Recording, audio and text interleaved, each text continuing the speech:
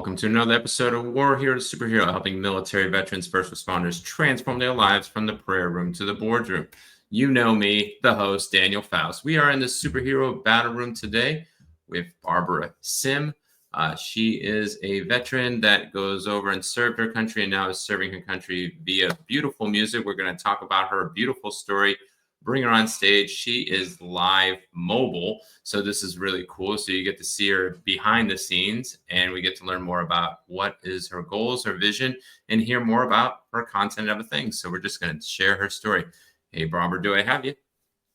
Hi, Daniel. Yes, I'm here. Awesome. Yeah, that's an amazing little scene. Mine's virtual and goes away with the bottle, literally. Yours is at Oh, least authentic. So we want to hear about your authentic story about what inspired you to join the military. yeah. So I think there was a lot of different reasons for joining.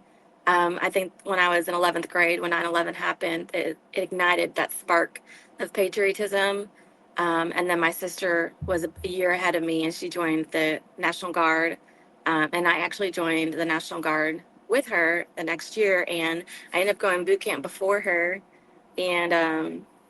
And then I was able to watch her come off the buses at boot camp, and then I graduated, and then she graduated, and she's still in the Army National Guard. And then I actually got out after 2 years and joined the active duty Marine Corps. Um, I wanted to get out of my hometown. I wanted to travel.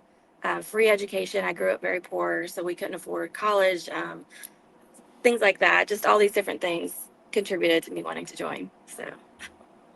That's really cool that you got to go over. And I think most people don't understand about the Guard and Reserve is that you enlist initially, and then the training manager then schedules you to go to basic and go to tech school.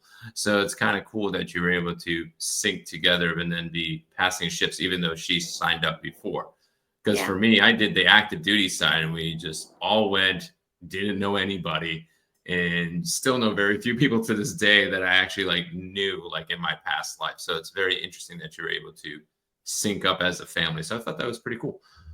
Yeah. So how long did you actually serve? So you said you served National Guard and then went active duty. How long did you serve and when did you leave? I was in the Marine Corps active duty for 4 years. I was in from '05 to '09. So only 4 years. I actually wanted to stay in longer, but I got married to a Marine against everybody around me's warnings. And I ended up getting out for him. And then we ended up getting divorced about 6 months later. So Wow. a life lesson there. Don't make life decisions based on other people's opinions. Yeah, it can be sometimes very difficult. We don't know the hair side of the things. I thought I was going to be active duty for 25 years and I thought I'd never be married. And now I'm married for 18 years and went reserve and so many decisions. And now people are trying to do that now in my retirement. Like, hey, you need to stay in. The economy is going to crash. Wait 18 months. And I'm like, yeah, well, sometimes we have to make decisions through wisdom, not just by other people's opinions. So I definitely get that. So you have been out for a little bit. So you've already made your transformation, but how did you make that transition into a transformation? I did not transition well. When I got out, I was going through a divorce. Um, Immediately upon getting out, I had a traumatic event, which kind of triggered the divorce. Um, and that was piled on top of traumatic events from the military. Um, so I was not in a very good place. I didn't plan to get out, so I didn't have a plan. I just got out for my ex. I was going to be a wife, and then I wasn't. Um, so I drank my first year away when I got out. I was suicidal. I went inpatient twice, and it was just many years where I didn't know what I wanted or what I was doing, or I was just really lost in. I don't like to say broken, but I was very lost. Um, it wasn't until 2017. Well, let me back up. I hiked the Appalachian Trail in 2016, and I found the therapeutic benefits of nature. Um, and then in 2017, I reconnected with my faith. I was in Colorado, and I joined a group called Advancing Warriors, which my friend Ellie started. And they have a tribe group. You go for once a week for 8 weeks, and you combat PTSD using biblical principles. And through that, I rediscovered my worth through Jesus Christ. I learned about forgiving others and myself. Um, it just kind of reignited that confidence and that faith and self love. And I was able to start healing from there because it really is difficult to heal when you don't believe that you're worth healing. So that was a big step for me. And I also started playing music again. I'd always loved singing, but I did a lot of drunken karaoke, which never led anywhere good. Just uh, it wasn't. I just wanted to sing. I've always had this thing where like this energy builds up in my throat, and like the only way to get it out is to sing.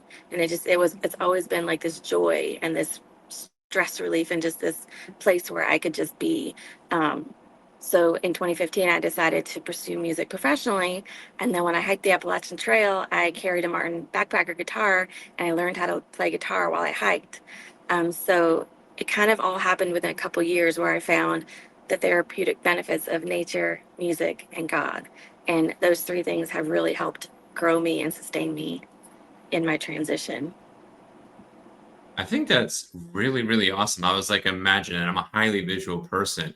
And then I imagine myself, if I even did sober karaoke, that you probably do better drunk than I would do sober in that particular regard. And I was even imagining you going over and being up in the mountains. And I'm like, man, I'm so uncoordinated. I don't think I could go learn how to play guitar while I was hiking.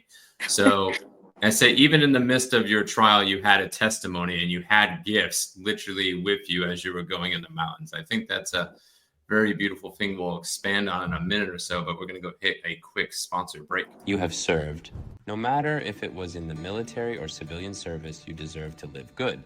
Live good in health. Live good in wealth. Live good in so much more. At Live Good, the global wholesale buyer club, we empower you to take your mission to the next level. Are you ready to live good? We all struggle in life. No matter the barriers, we do not need to stay there. Each day is an opportunity to step into better health. Each day is an opportunity to step into wealth. Each day is an opportunity to step into dreams.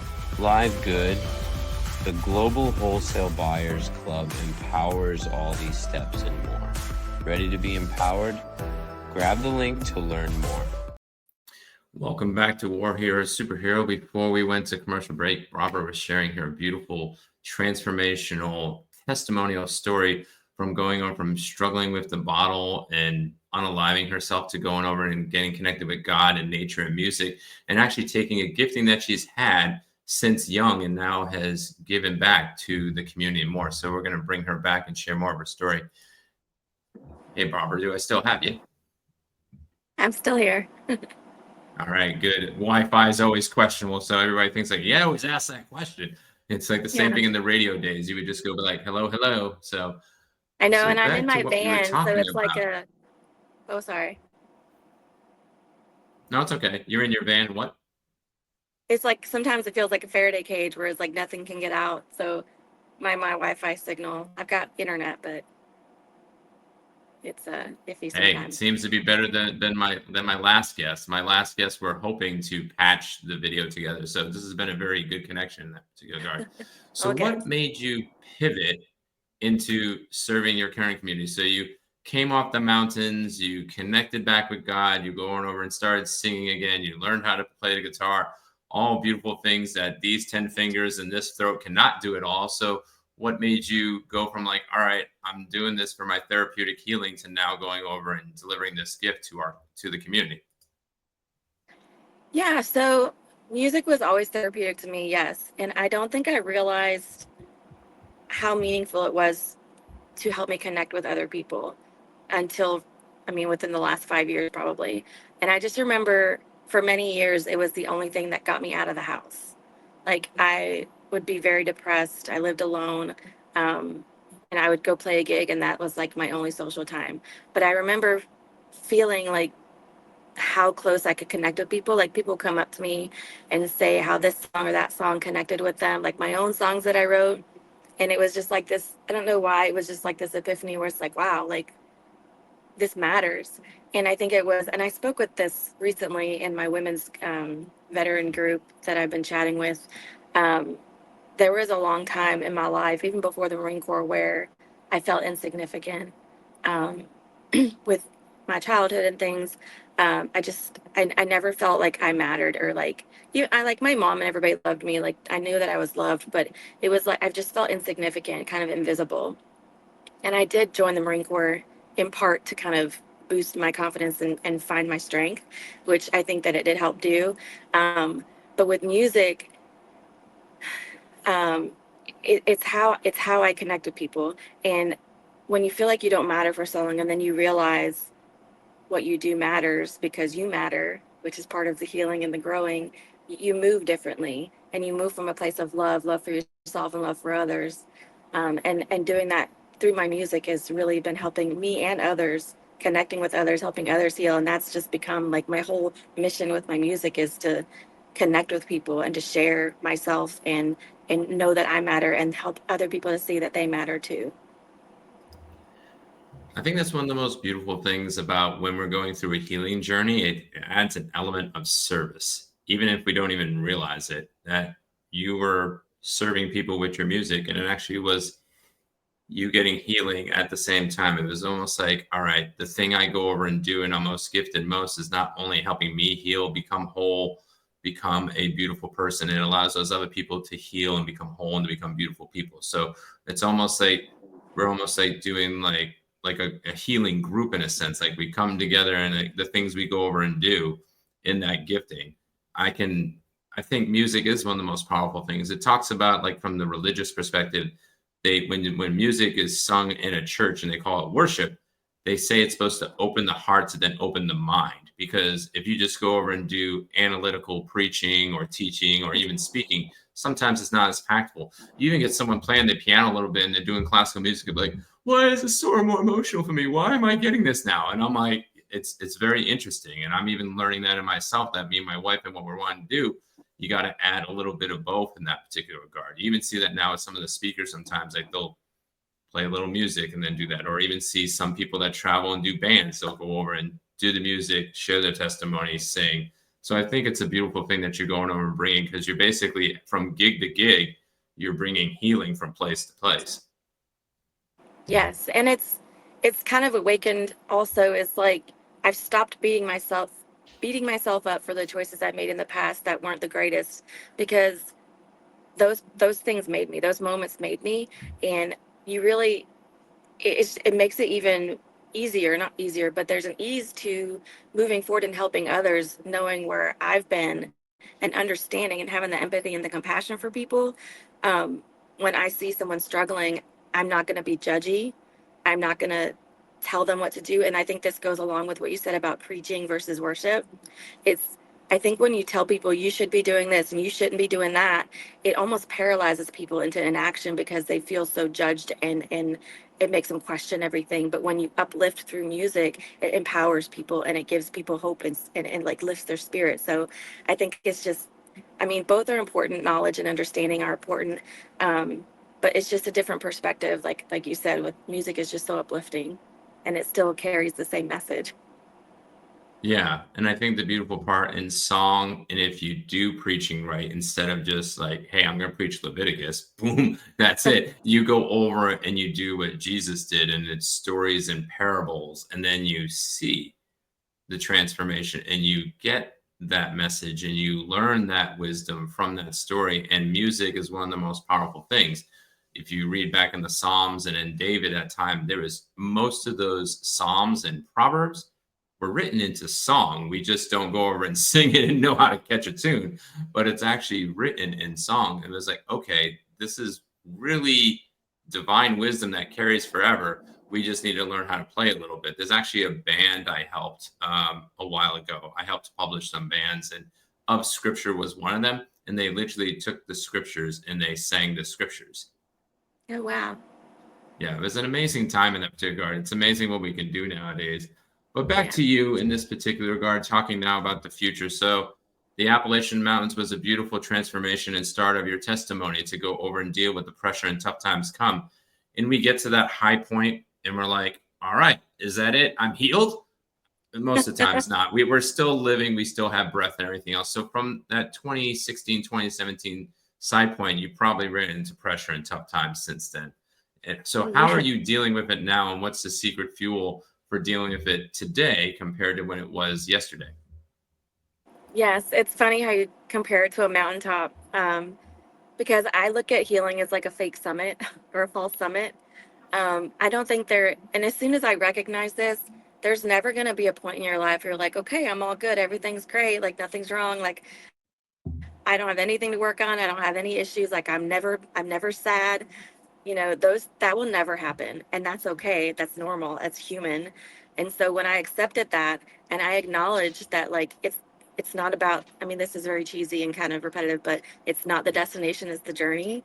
The journey never ends, not until we stop breathing, and then it continues in our afterlife, right? So it's like, it's the journey, and it's allowing yourself to be human. It's acknowledging, like, not from a place of shame or guilt. And this is really what helps me through when I do something that like doesn't align with my values. I'm like, okay, Barbara, that's not who you want to be. Let's just shift and change, and, you know, not change, but like just shift focus. So it's letting go of that shame and guilt when you mess up, um, and just realizing this isn't where you want to go. So it's kind of course correction, as you go. So that lets off a lot of the pressure and letting go of expectations. I often tell people a story about being undisappointable.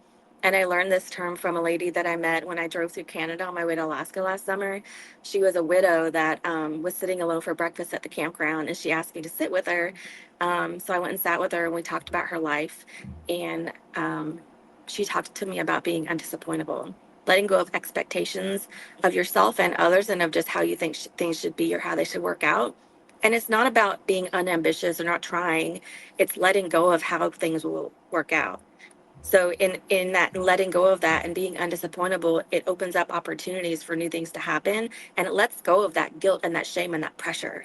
So, and some magical things can happen.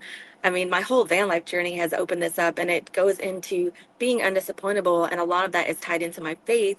I walk in faith every day. Like sometimes, like I have these goals, I have no idea how they're going to work out. I can like plan, but I stay open minded, and God makes a way. And oftentimes when you let go of the reins, God has better plans for you. And sometimes I'd find myself like trying to sit at these tables with these people that I always felt like I was always having to like convince people that I belong there. And as soon as I let go of that, I found tables that were meant for me. And so it's like you let go of the reins, and I had this visual in my mind of this door, and you're trying to push through this door. You're trying so hard to push through, and you see all these people in there that you want to be a part of, and you're pushing, and you look to the right, and there's this door wide open with this beautiful life inside of it. This is the life that God prepared for you. And when you're fighting and fighting and fighting for control, you miss out on those opportunities.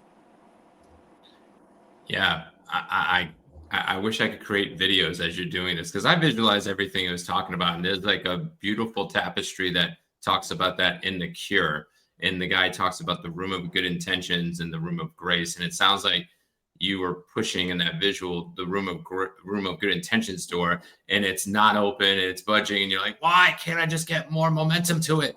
If I just put more good works, I'll get it open. And then you're like, Yeah.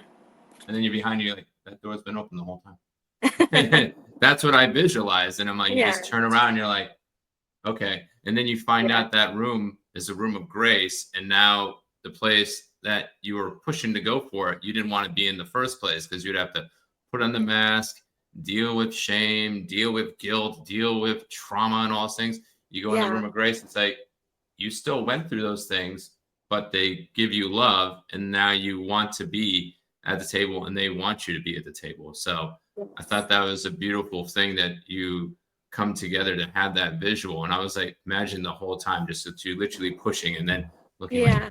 it's right there. It's so funny that life is, and I don't want to diminish anybody's struggles, but life is easy if we get out of our own way. And I mean that in a way that when we get out, when we let go of the shame and the guilt and the blame and all the narratives that we give ourselves about what things mean, when we let go of all of that, we're better able to navigate our challenges with more ease, because we stand in our own, and it sounds kind of cheesy, we stand in our own essence. We're able to just be, and we're allowed things to kind of flow. And I sound like a hippie sitting in my van saying this, but like we become more connected with the universe as natural as the ebb and flow of the tides. And I know a lot of that is like that connection with that deep knowing, which I believe is the Holy Spirit. And so when you have that connection, you have that deep knowing and that inner essence that is unmovable, no matter what you're going through. I think that's very powerful, and I don't have no words to say for that. So we're just going to pivot to the next question, which goes over, and if you were working with somebody, 3 superhero tactics either looking at your younger self or going over working with somebody, and you had that moment that they're just surviving, they're in the room of good intentions, they're pushing on that door, and you obviously knew, hey, the other door is open. What would Yeah. you say to them to go over and to take them from that survival, keep pushing on that door, to going over and thriving and turning around and coming into the open door that's already available? Yeah. Oh my gosh. So the first thing that came to my mind was just let go. Learn to stand in your own essence and just be, and be okay. Like it's self-acceptance when you're able to just stand in your own essence and just be. And I think that the things that are meant for you will be attracted to that. When you put on, like what you said earlier, your mask, you attract inauthenticity because you're not connecting with your true self. So definitely just, and it's not even like finding yourself or discovering yourself or fixing yourself. Um, it's just being, and a lot, and like being okay. Like I don't like saying good and bad. I don't like labeling things like that, but accepting all the things that are you. And like you still grow and learn, but it's that journey, and it's like you accept yourself at every stage. So definitely just being. And I've been practicing that a lot this year, and it's been amazing. Like my anxiety, I had really bad anxiety for so long. Like even the thought of going outside, I would freeze. People would say something to me and I would freeze. I was constantly trying to convince people of who I was and what I stood for, and like constantly wondering like, why don't they like me? Why don't they want me around? And it was like this anxiety bubbled up in me, and it was all part of being uncomfortable with me and learning to accept me and forgive myself and forgive others and just being. I sound like a hippie. I keep saying that. I'm like sitting in my van. I'm like, just learn to be in yourself, in your essence, and that inner strength will shine. And it gives you so much freedom. I don't know if that was 3 or 500, but that was. It was one with a lot of depth, so we'll go over and accept it. So it's always different on every single interview and everything else. But it's beautiful that there's a book called The Cure. That's where that whole room of good intentions and the room of grace comes from. And he's a 1960s pastor, like he's now in his 60s, late 60s, early 70s.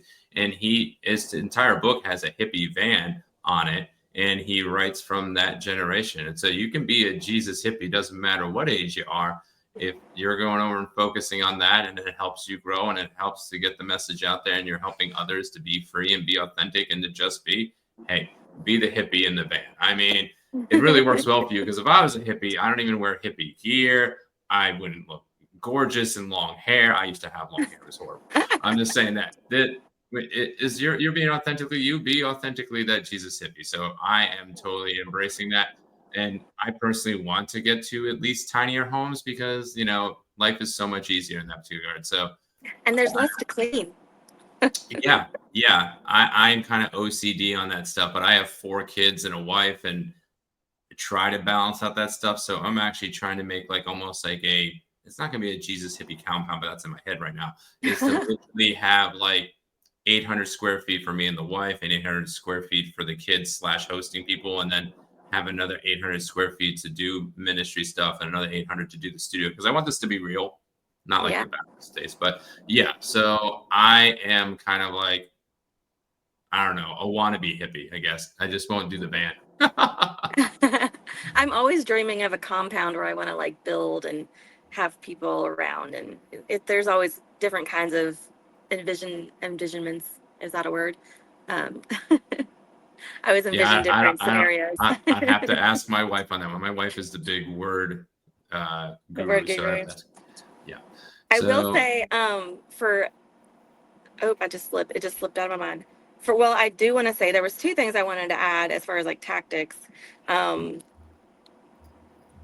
a lot of what helped me heal also was learning about the science behind healing, fully understanding how my brain and my body works, understanding how PTSD works. Because I think it was 2018, I went through a neurofeedback retreat with Semper Fi Fund, and it blew my mind because I had no, like, I just thought when they told me, oh, you have PTSD, I thought that was like a life sentence. I thought, okay, this is just me now. This is my life. Like, it doesn't get any better. Like, I just felt really hopeless. And I think that feeds into a lot of veteran suicide, is feeling that hopelessness. Like, there's no way out of this. And so, like, learning tools and things that you can do to help yourself heal. We did neurofeedback, so there was like the brain stimulator things where you can like help your brain literally heal, and then things like cold plunging. I've been on a really long journey of physical healing as well as like emotional and spiritual healing. My physical healing has taken a little longer, but I feel like this year has been a really big year for me in that sense, because I've dealt with a lot of chronic inflammation, which a lot of veterans do because we are under a lot of high stress, toxic environments, toxic exposures, um, and lots of vaccinations and things like these things that like overload our bodies. And we are in this state of chronic inflammation, and chronic inflammation over time creates even more metabolic dysfunction in your body. And learning about how that works and how to heal it, because it is healable, which I didn't think for a long time. Everybody's like, just eat healthy and exercise. And I'm like, I am. And I was slowly gaining weight and feeling miserable. My joints started hurting, like everything just started compounding. Like 6 months after I got back from Iraq, I broke out in rashes and tongue ulcers and like gut issues and things like that. And so I didn't know what was going on, and I didn't know how to heal it. And I was just like, what the heck? And it just got worse over time. And recently I've been doing more and more research. And a big part of it this year, especially, I read a book called Good Energy by Dr. Casey Means, and just understanding the metabolic function on a scientific and cellular level, like of how your body works and how the environment affects it. And then I went through Core Medical Group, um, which is a functional medicine organization. But basically, I'm learning how I'm taking new medication, and I hesitate to even share it, but it combats metabolic dysfunction. And I've been on it a week now. I'm diagnosed with lupus, rheumatoid arthritis, Graves' disease, all these autoimmune things. And I wake up in the morning and I can't move. And within a week of being on this medication, I can I can feel a difference in my inflammation. It's like slowly dissipating. Even singing my gig last night, I've always kind of struggled with like this tightness in my throat, and I went to the doctor and they called it muscle tension dysphonia. And so things like that. So I'm going on a bit of a tangent right now, but learning about how to heal your body and heal your mind from a scientific standpoint, in some sense, it gave me a sort of sense of control or power over it. So being able to combat what was going on in my mind and my body through science and through faith, it's like it's life changing. I can't hear you. You're muted. I sure am. I'm talking to myself. That was amazing. So, no, it's amazing that you've had healing for just in 7 days. And Yeah. I think that sometimes we forget. It's like they think Christians are just all about faith. And then you have the other side that they think we're just all about science, but you can blend the beautiful part about science and faith that Yes. goes over and brings healings. And man, you have just have gone through a lot. I'm like thinking about all the diagnoses and all those types of things and whatnot. And it's like, wow.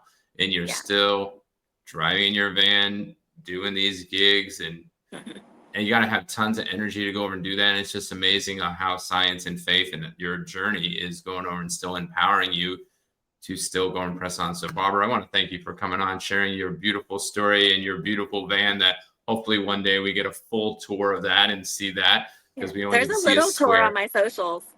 There's a little That's mini tour if you go on my Instagram and my TikTok and my YouTube.